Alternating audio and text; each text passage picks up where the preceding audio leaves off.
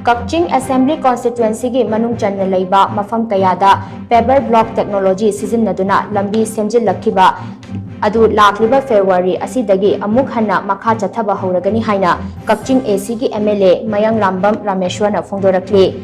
Kakching Lambida black topping tawduna semjinbagi thabak paikhatliba adu yengsinba chatpada wafam asi phongdokladuna mahakna makhatana hai Kakching Lambi asi Laumi Singi Oina, Kwaidagi Maru Oiba, Lambi Ama Oibana, Laumi Singna, Chatok Chasin Taubada, Kudong Chanaba, Amadi, Potok Nintina, Putokpang Hanabagi Pandamda, Lambi asi Sembani, Makata Nasu AC Asigi Manung Channa Ladiba, Lambi Sing, Semjin Bagi Tabak Pakatlagani, Manipuri Thenariba Lan, Asigi Marumda, Miyoi Kujo Karana, Kudong Jaba Lauduna, Mahaki Yum Amadi, Garina Chingba Kaya, Tugairamba amadi may thadokuna manghalambada natana miyamgi lambi semnaba leiba machine sing mang takhalambana matam khara lambi sembagi thabak asi leplubani adubu miyamgi thabak tawge khanbadagi MLA oirubana thabak tawdaba yade haiba wakhalon aduna mang tharaga machine sing adu semjin sajinba loire lakliba February asidagi makhatana lambi semjin bagi thabak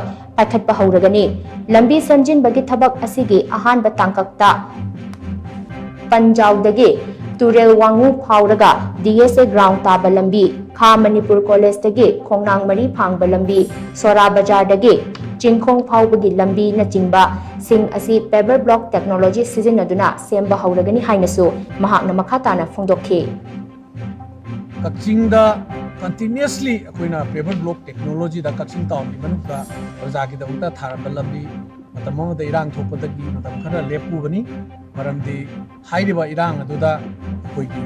masagi irang sigi tanja lauraga irang sigi khudong chaba lauraga aigi yumda changaga lambi sembagi machinery amadi akoi pochai thugairamduna masi lak kayagi machinery thugairamduna thabaksi ai matam khara lepu bani adubu hojik ubalangba karai dagi no praja gi sebadi tawbo lepa yade praja gi thabakti lepa yade aduna